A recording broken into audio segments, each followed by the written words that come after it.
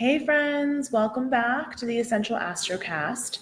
So I'm in my brand new office. Eclipse season came and completely upended my life. So if the sound is a little tinny this week, I apologize, and I will be working on getting the sound just right in the coming weeks. But I wanted to make sure I got you the Astrocast, and some things came up yesterday that were out of my control and thus kept me from delivering the Essential Astrocast to you on Monday as promised.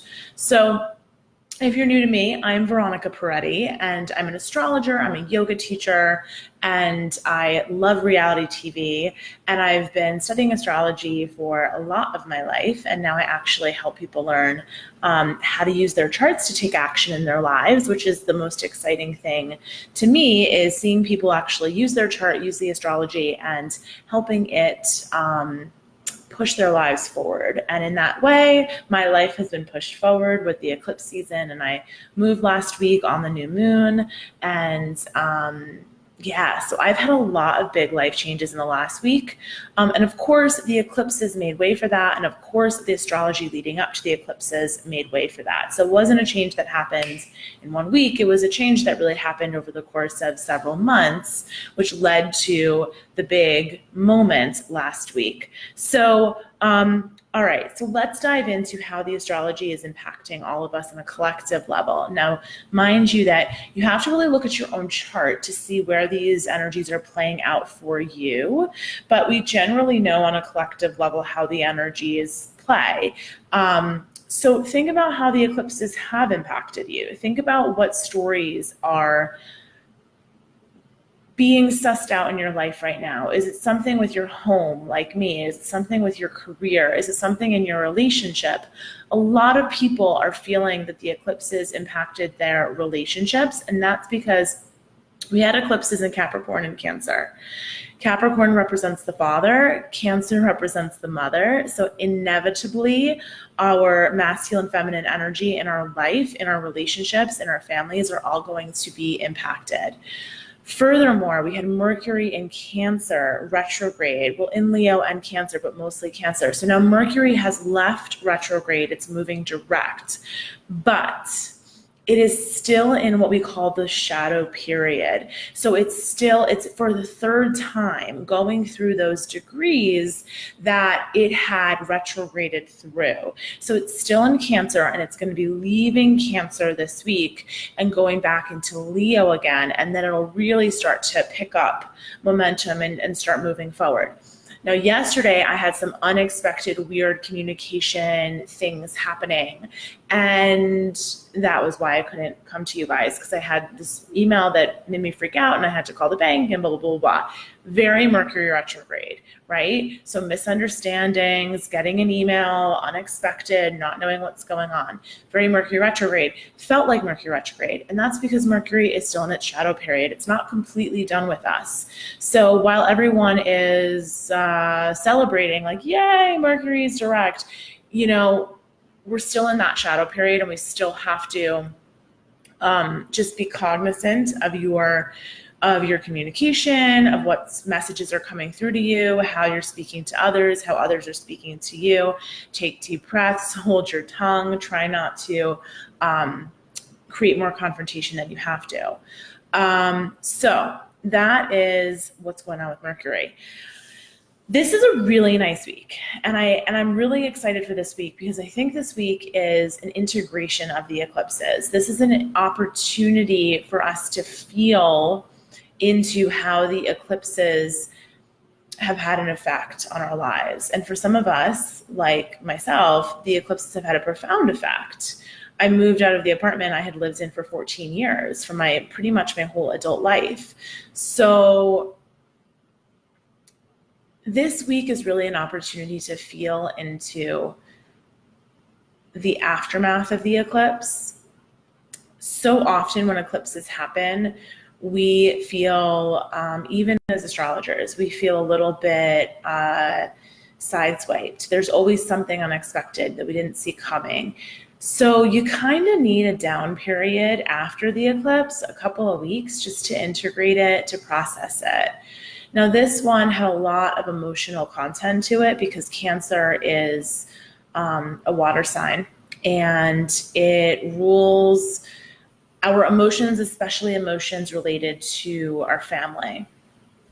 So this week we've got a Scorpio moon for a good 3 days, and I think that's going to give us an opportunity to process the lingering emotions and integrate the lessons that we learned. So that's something I'm really happy about. And the other thing is we've got this Sun in Leo, and the Sun in Leo is really all about letting yourself shine, having some fun. And I don't think that we are emphasizing having fun enough, because there is so much darkness in the world.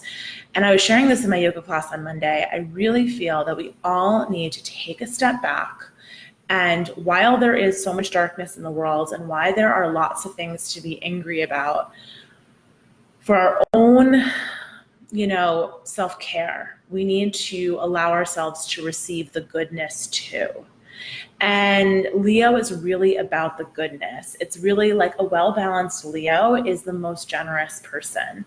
So generosity, abundance, we often think about the concept of giving, but true abundance is being able to give and being able to receive without any stickiness, right?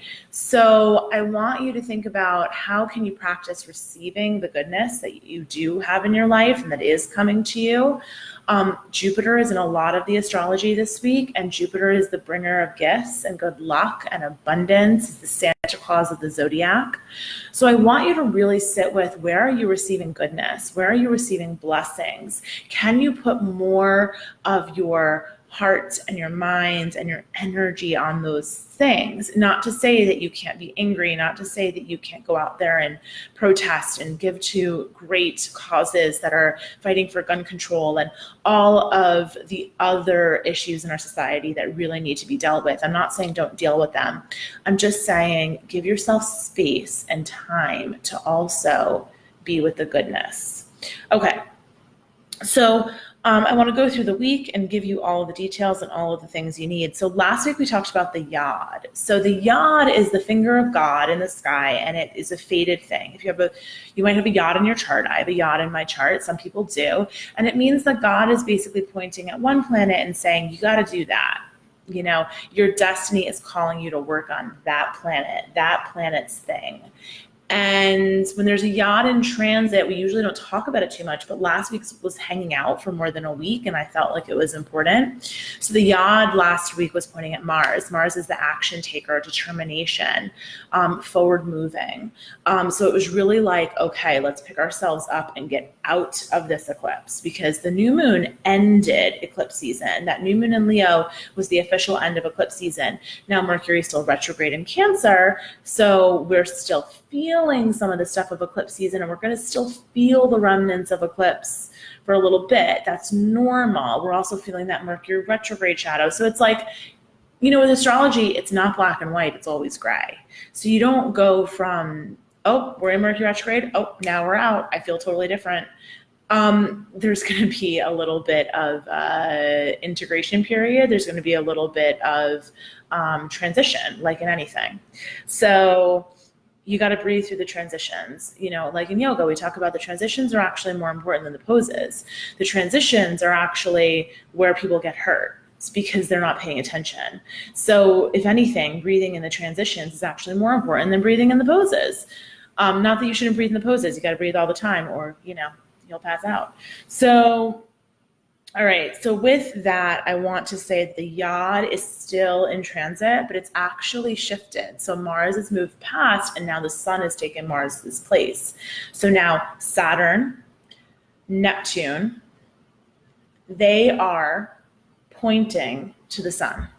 And that basically means that we are being called to come into our identity. We're being called to take all the hard work, all the dedication, all of the karmic stuff that we've worked through this summer with the eclipses. Eclipses definitely bring up karma, and this eclipse had Saturn in it, and Saturn rules karma. So karma was part of the deal. So all that stuff all the hard work you've done, all of the stuff that you've worked with, bring that in. All your intuition, your dreams, your subconscious, the collective energy that you have participated in, that is also working with Saturn, pointing you to the sun.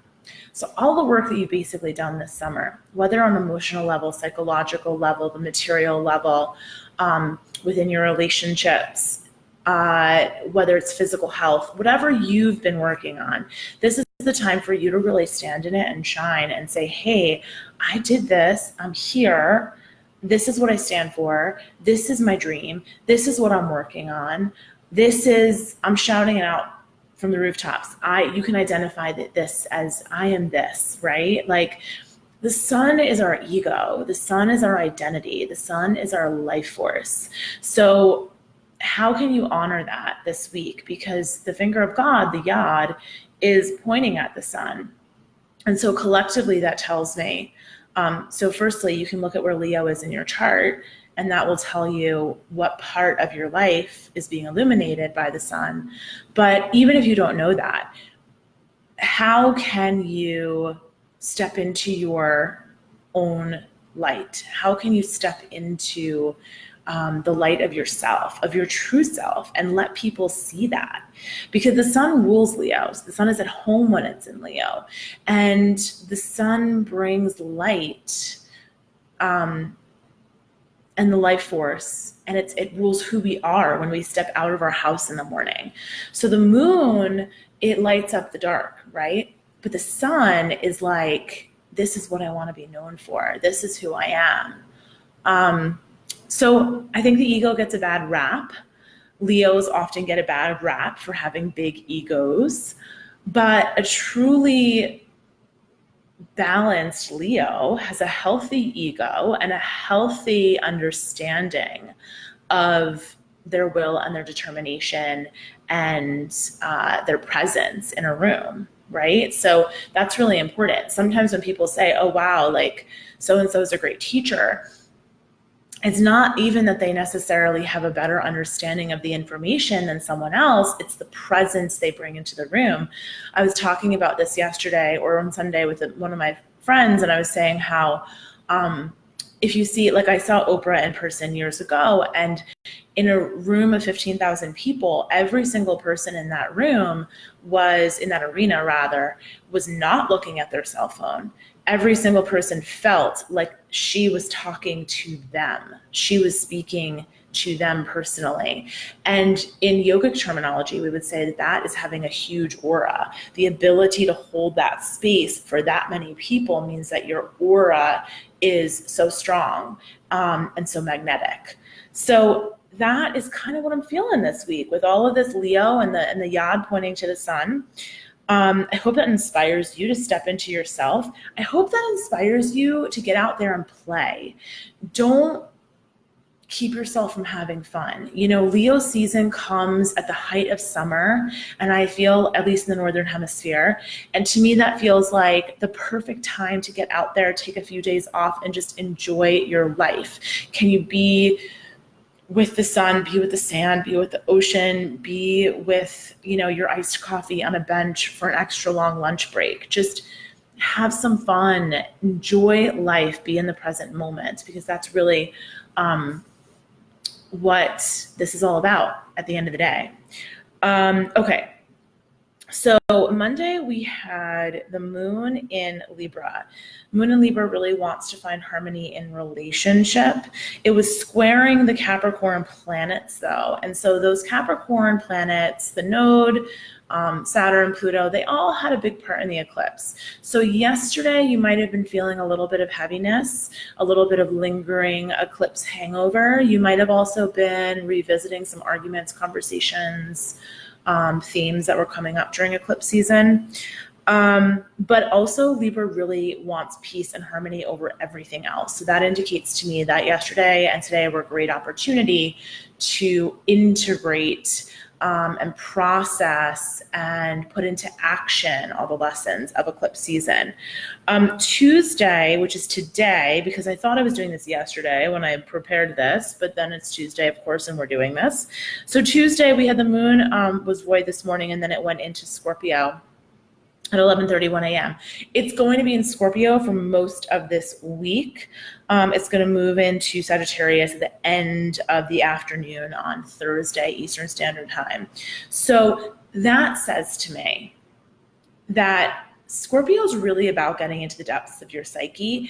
It rules the stuff that we don't want to see, but we know it's there. If you didn't deal with any of that stuff because you just didn't want to during eclipse season, this is the week that you're going to probably have to deal with it. And I recommend dealing with it. And I recommend giving yourself space to process the stuff that did happen. I personally made this a very light week for myself work-wise because I was like, I know that I'm going to need to settle and nest in my new home. I know that I'm going to need to process letting go of my old home. I know that I'm going to need to set myself up for the next step. So if you're feeling like there's some sitting with it that you haven't done, this is the week to do it. And Scorpio will help you do it. All right. Okay. So back it up a second. We're going to say that there's a grand trine in water on Wednesday, which is going to make you feel that integration in a very real way, because the water grand trine is definitely going to put you in that emotional sphere and put you in your emotional body. If you can get to the beach or get to the pool on Wednesday, that will be great for you. The sun will also be trining Jupiter, which is also going to bring in those benevolent gifts and all of that good luck. We love when the sun and Jupiter make a harmonious aspect. That's always nice. And it'll be the first quarter of the moon. So that basically means that when we have the first quarter of the moon, it's a great time to check in with your new moon intention and decide if you're on the right path and decide if you still want to be working on whatever that intention is. Maybe you set an intention to eat really healthy, but you're finding out that you've got a million parties going on and you want to be social, and maybe you'd rather leave a cleanse for Virgo season in September. Or maybe you set an intention to go to the gym every day, but you realize that it's August and it's hot and this is not the time for you to do that. Whatever it is, I'm just making up some very common intentions. But if they're, just check in with your intention, see if it still aligns with your values. And I really want you to encourage you with this Leo season to check in with your heart's desire and follow that, because Leo rules the heart. So this is not about the head. We've spent a lot of time with Capricorn this year. This is a month to be with your heart. Okay. Yay. Thanks for the hearts on Instagram. Okay. So Friday, the moon and Jupiter will meet. That's once the moon is actually already in Sagittarius. Venus trines Jupiter. That's on Thursday. I'm going a little out of order, but Venus trine Jupiter is going to be super nice. That is a really lovely aspect. It's a great date night.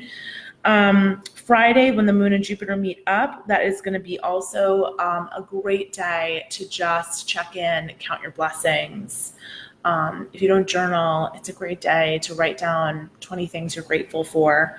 And I'm saying 20 and not 3 and not 5 and not 10, because moon and Jupiter, it's like the great time to feel into all the goodness that you've got in your life. And then that moon and Jupiter connection is going to trine Sun and Venus. So Friday is going to be a really great day, a really great day to expand your energy. If you practice yoga or meditation, definitely check in with your spiritual nature on Friday. I think that's really important. Jupiter, we always talk about it, how it's good luck and all that, but it's also a very spiritually inclined planet. It rules Sagittarius. Sagittarians have a tendency to be thought of as sort of like adventurous party animals, but Sagittarians are the philosophers of the zodiac. Sagittarius is the sign of the guru, of the teacher. So really, when we've got all this Jupiter, Venus, Sun stuff going on, feel into your spirit. Let's see. And then Saturday, the weekend is actually when things get cooking. Next week is going to be a very different week. So Saturday, we're going to have a long void from 3:50 p.m. through the end of the day here on the East Coast.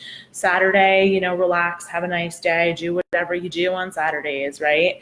And then Sunday, the moon's going to go into Capricorn at 12:50 a.m. So that's going to be right after midnight on Sunday. And then Sunday is that big day this week because Mercury retrograde is going to go into Leo. It's going to completely let go of these Cancer, this journey it's had through Cancer since June. So all of the emotional processing and stuff that has been coming up in your emotional life since June will finally get some relief from it.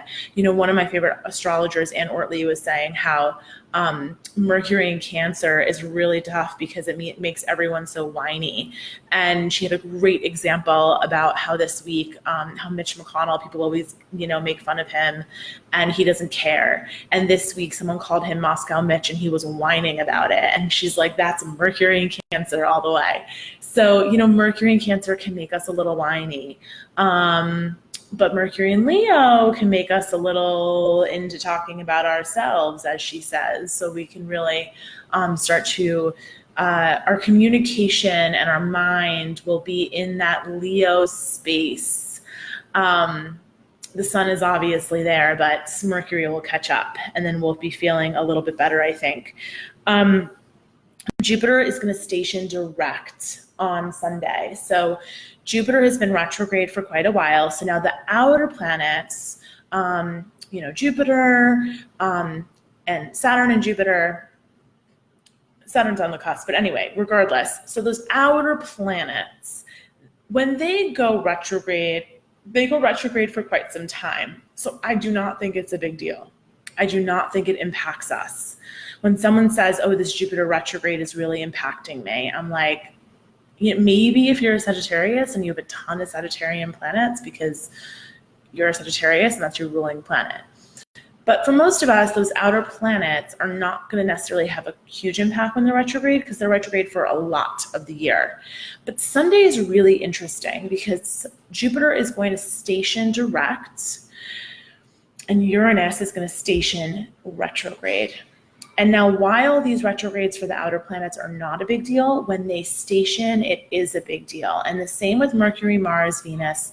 When a planet stations, that is actually when we feel it the most. It's like it's like the finger of God, the universe is pointing to that planet and saying, pay attention to what's going on there. So on Sunday, we're going to have the universe telling us to pay attention to both Jupiter, our blessings, our spirits, our sense of our values, our philosophy, the law, Uranus, freedom, rebellion, the desire to innovate, the desire to beat to your own drum, seeing things from big picture. They're both very big picture planets, Jupiter and Uranus. Both love the big picture, not the details. They're into the big picture. So really step back on Sunday and see how you feel and maybe channel your energy into that big picture thinking, that visionary thinking. So that's the week. I want you to really sit with identifying with what your heart wants and not what you think the world wants from you. I think that's really the main takeaway for the week. So if you're new here, come on over to my website, veronicapreti.com, and sign up for the Real Sign Guide. You can get my free astrology guide over there. And if you love these broadcasts and you want more of them, I have an Essential Astrology membership hosted on Patreon. And my members get occasional bonus broadcasts I share charts of notable politicians and celebrities just because that's really fun for me and I love sharing that stuff. I'm working on one for Kamala Harris. I'm doing a synastry chart between Kamala and the USA. So it's like a relationship chart between her chart and the chart of the USA. Anyone can have a chart, not just people. We have charts for cities and countries and events.